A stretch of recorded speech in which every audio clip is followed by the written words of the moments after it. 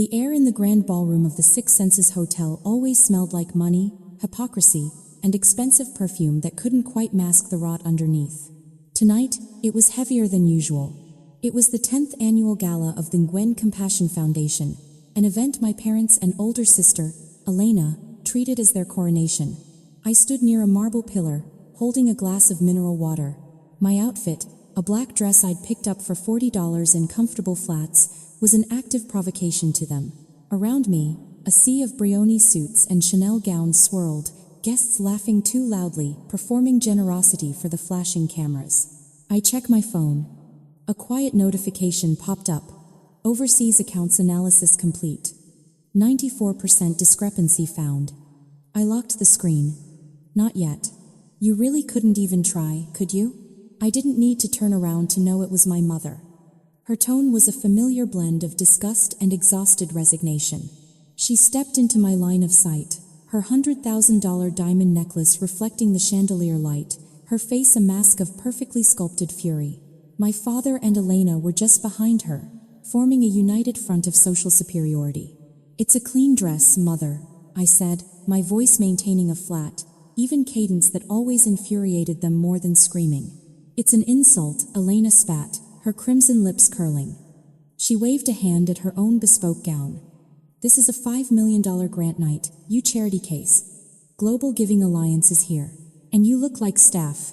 We specifically told you not to come if you wouldn't respect the image." "I am a member of this family," I stated simply, not because I cared, but because it was a fact they needed to hear before I broke it. "Not for much longer," my father interrupted, his voice low and dangerous. He pulled a thick, high-quality linen envelope from his jacket pocket. "We knew you'd try to sabotage this. You've always been jealous of Elena's success, of our status. Your constant questions about the foundation's accounting are done." He didn't hand me the envelope. He dropped it onto a small cocktail table next to me, as if touching me, even indirectly, would stain him. I looked down. The flap was open, revealing a thick stack of cash, $100 bills, and a folded legal document. "Inside is $10,000, my father said. "More money than you've probably ever seen. Along with a non-disclosure agreement and a voluntary severance of familial ties document. You sign it, you take the cash, and you walk out the back exit right now. You are no longer Ngwen. You do not exist to us." "10,000? I asked, looking from the cash to their expectant, cruel faces. The irony was so rich it was almost poetic. The private equity fund I managed, unbeknownst to them, cleared that in a minute while I slept. But I kept my expression unreadable. I reached for the glass of water and took a slow, deliberate sip. The sound of a champagne flute breaking across the room echoed the fracture they thought they were creating. "It's more than you're worth," Elena hissed. "Sign it and go. We have real work to do. GGA is about to announce the funding." I set the water glass down. My hand was perfectly steady. Without a word, I picked up the silver pen resting on the table, opened the legal document to the signature page, and signed my name. Quick, efficient, binding. I picked up the stack of cash and tucked it into my $40 purse. It would make a decent tip for the hotel valet. "Good," my mother said, her expression relaxing into cold triumph. "Remember, you talk to no one. Security has been notified that you are no longer welcome." They turned in unison, dismissing me as they would a broken piece of furniture, and began walking toward the main stage where the international donors from GGA were waiting. I watched them go, Elena leading the way, already assuming the pose of a benevolent savior. I pulled out my phone one last time. I sent a single text to the lead representative of Global Giving Alliance, sitting at the VIP table. "The auditor is in the building. Phase 2 is a go." Then I walked not toward the exit but to the tech booth in the back. The walk to the AV control room took exactly 42 seconds. The tech guy, a college student named Mark whom I had tipped $500 an hour ago, wordlessly handed me the master tablet. Through the soundproof glass, the grand ballroom looked like a silent, glittering terrarium of greed. My parents were heavily schmoozing with Marcus Vance, the regional director of the Global Giving Alliance. Vance looked distinctly uncomfortable, his polite smile strained as my mother tapped his arm, her diamond rings catching the harsh stage lights. Elena was already hovering near the microphone stand, practicing her tearful, compassionate face. She looked like a predator adjusting its camouflage before the strike. Ladies and gentlemen, the MC's voice boomed through the high-fidelity monitors. Please welcome the heart and soul of the Ngwen Compassion Foundation, Elena Ngwen. The applause was deafening, a wave of wealthy ignorance. Elena glided to the podium, her bespoke gown pooling flawlessly around her stilettos. She tapped the microphone. The crisp thud-thud echoed ominously in the suddenly silent room. When we started this foundation, Elena began, her voice trembling with perfectly calibrated emotion. We wanted to bring light to the darkest corners, to fund education, clean water, and hope. Thanks to the Global Giving Alliance, we can expand our reach. She paused to wipe a non-existent tear from her cheek. My family has sacrificed everything for this cause. I scoffed softly in the dark, air-conditioned booth. Their sacrifice consisted of funneling 82% of all charitable donations into offshore shell corporations in the Cayman Islands. The encrypted file I had sitting on my secure server detailed precisely $14.2 million laundered over 7 years. The $50 water wells they occasionally built in rural villages were just cheap photo ops for their country club newsletter. And now, Elena concluded, extending a perfectly manicured hand toward Marcus Vance, I invite Mr. Vance to the stage to present the $5 million grant that will change thousands of lives. Vance stood up. But he didn't walk toward the stage. Instead, he adjusted his tie, pulled a sleek silver phone from his breast pocket, and checked the screen. I watched him read my text. He gave a microscopic nod toward the tech booth. My finger hovered over the tablet's Master Project button. Vance stepped up to the microphone, displacing a highly confused-looking Elena. Thank you, Elena, for that moving speech, he said, his voice completely devoid of the usual philanthropic warmth. The Global Giving Alliance takes our fiduciary duties very seriously.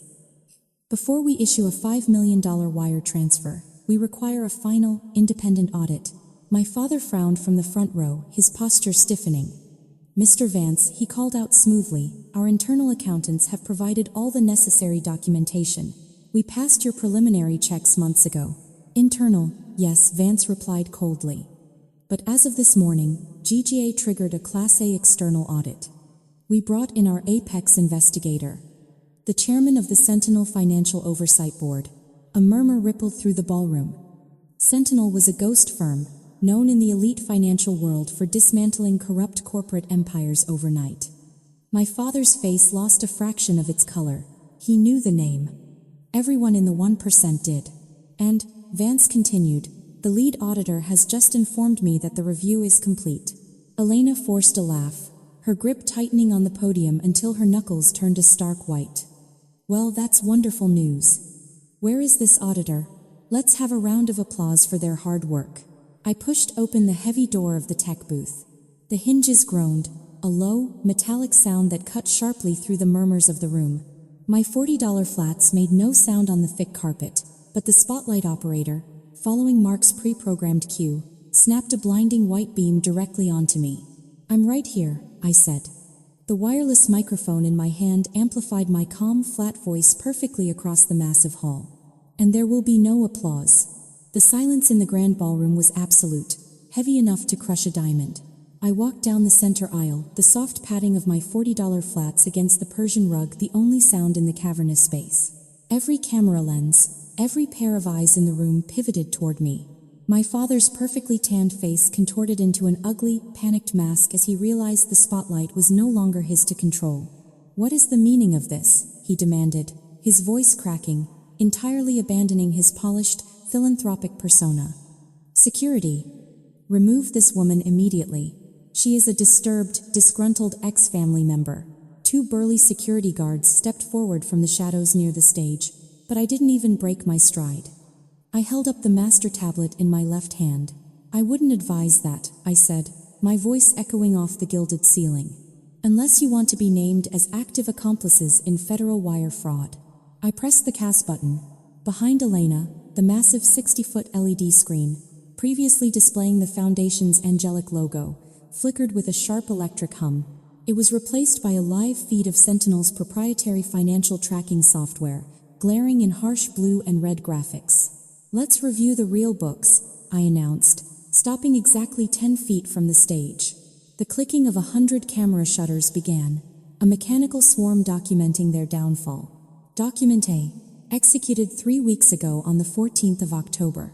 A direct wire transfer of $840,500 from the Clean Water Initiative Fund. The destination? Azure Holdings Limited, an offshore shell company registered in the Cayman Islands. A company whose sole director and primary beneficiary is legally listed as Ellen and Gwen. A collective gasp rippled through the sea of billionaires. A prominent tech CEO in the front row stood up and walked away from my parents' table in sheer disgust. Elena staggered back, her stilettos catching on her bespoke gown. The microphone dropped from her hand, hitting the stage floor with a deafening screech. "That's fabricated. You hacked us." Elena stammered, her saintly persona disintegrating on live camera. "I didn't have to," I replied coldly. Document B. I swiped the tablet glass. The screen shifted to high-resolution American Express statements. $124,000 billed to the charity as educational outreach. The actual expenditure. A luxury yacht lease in Monaco last July for our parents' anniversary. Complete with a $20,000 catering bill for imported caviar. Marcus Vance stood frozen, his face a mask of furious betrayal. He signaled his legal team, who were already furiously typing on their phones to permanently cancel the $5 million grant. "She's lying," my mother shrieked, frantically clutching her $100,000 diamond necklace. "We disowned her tonight. She's just a jealous failure trying to ruin us for $10,000. I reached into my purse, pulled out the linen envelope my father had given me, and tossed it onto the stage. The thick stack of $100 bills spilled across the polished oak floor. "Keep your $10,000, I stated, my tone offering only cold, surgical precision. As of 7:42 p.m., the Sentinel Financial Oversight Board, acting under federal mandate, has officially frozen all 47 of your domestic and international bank accounts. Your accessible liquid capital is exactly $0.00." My father stumbled back, his face turning an ashen gray as he clutched his chest. "And the FBI agents currently blocking the grand exit doors," I added, gesturing to the back of the room, "are not here for the complimentary champagne." 2 agents in navy blue tactical windbreakers stepped through the mahogany doors, their gold badges catching the ambient light. The panic in the grand ballroom shifted from mere social embarrassment to visceral, paralyzing terror. My mother, entirely abandoning her aristocratic posture, dropped to her knees. Her $100,000 diamond necklace suddenly looked less like an accessory and more like a heavy, glittering shackle. "Please," she whimpered, her voice stripped of all its previous venom, cracking under the weight of impending doom. "You can't do this to us. We're your blood. We can fix this. We can give you a seat on the board of directors. We will split the Cayman assets with you. Just stop the audit." I looked down at her, feeling absolutely nothing. No anger, no sorrow. Just the cold, clinical satisfaction of a perfectly balanced ledger. "As per the legally binding severance document you forced me to sign 20 minutes ago in exchange for $10,000. We are no longer related." I reminded her, my tone devoid of any inflection, "and you have no assets left to offer. Sentinel has already seized the Azure Holdings accounts. The $5 million grant is permanently voided." Elena was hyperventilating, her bespoke silk gown pooling around her as she slumped against the acrylic podium. "I'll go to jail," she sobbed, the reality of the situation finally piercing her impenetrable arrogance. "I can't go to federal prison. I'm a public figure. Look at my skin. You are a prime suspect in a federal racketeering case," I corrected her calmly, tapping the glass screen of my tablet to execute the final command. The master evidence file, 700 gigabytes of decrypted financial records, began transmitting directly to the FBI's secure server. "Upload complete. Agent Miller, the digital footprint and transaction hashes are entirely yours." The lead agent nodded sharply, stepping up onto the stage with a heavy, authoritative tread. "Elena Nguyen, you are under arrest for conspiracy to commit federal wire fraud, tax evasion, and money laundering. Put your hands behind your back." The crisp, metallic click of the steel handcuffs was the final, definitive punctuation mark on their grand illusion. The remaining crowd of billionaires watched in stunned silence, many of them quietly slipping out the side doors, their own financial ledgers suddenly feeling very vulnerable. My father didn't speak as they read him his Miranda rights. He just stared blankly at the 60-foot LED screen displaying his absolute financial zero. I didn't stay to watch them do the perp walk. I turned my back on the ruined stage, adjusted the strap of my $40 purse, and walked out into the cool, unbothered night air. My driver held the door of my waiting town car. I slid into the quiet leather interior, opened my laptop, and returned to my real empire. The greatest deception of wealth is the belief that it can purchase immunity from consequence. Society often confuses the presence of luxury with the absence of sin, allowing monsters to hide behind the gilded shields of philanthropy and bespoke suits. But true power does not scream for attention from a brightly lit stage, nor does it require the validation of applause. True power is silent, observant, and fundamentally tethered to the unyielding laws of cause and effect. They built a castle on the suffering of others, painting it with the colors of false compassion, believing the world was too blind to see the rot in the foundation. Revenge, when executed properly, is not an act of chaotic malice. It is simply the meticulous restoration of balance. It is the moment when the universe, armed with irrefutable data and cold logic, finally hands the arrogant the exact bill they have been running up for years. Justice is the ultimate auditor.